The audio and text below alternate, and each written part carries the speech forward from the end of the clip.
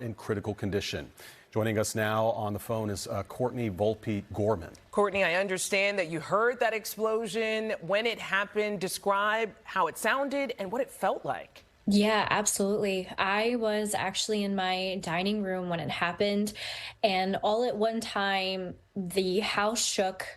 I heard a loud bang, and then I heard things falling off of my, what happened to be the fireplace, which is the wall that faced the warehouse explosion. So I came into the living room. My dog was scared and freaking out, and we then heard a fire alarm going off. I guess it was close enough to all the other warehouses that I don't know if we could hear their own fire alarm going off or places that were close by, but we're in the Beckett Association, which is only 4 minutes from the blast site, which was really, really terrifying and frightening. Now, when this happened, did you, or before this even happened, or since this has happened, do you have any concerns of what's going on in that area now that you know what kind of business is conducted and this has happened? Do you have any concerns? Right. It is very, very concerning because we're close to all these warehouses. And actually, my husband works at a warehouse that's only 8 minutes from the Sativa Naturals warehouse.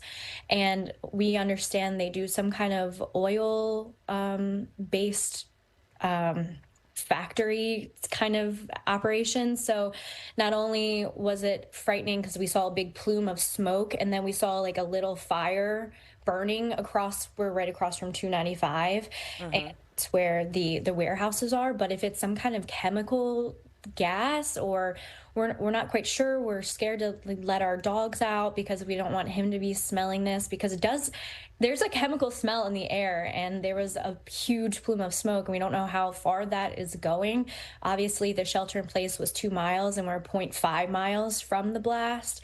We just hope that everyone's okay. Our neighbor said her son's father worked at that plant, and he was one of the ones injured, but thankfully he wasn't critically injured, or he wasn't pronounced dead or anything, thankfully.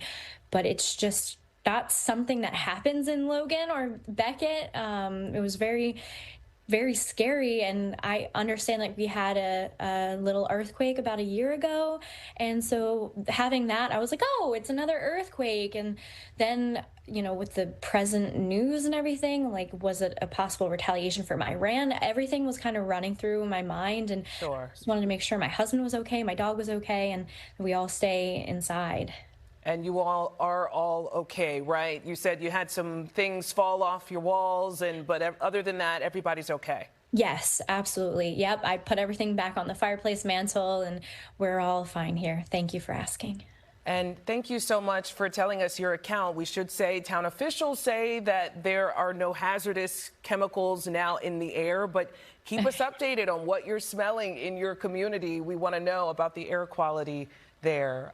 Courtney Volpe Gorman, thank you so much for that account. Absolutely. Thank you for letting me share.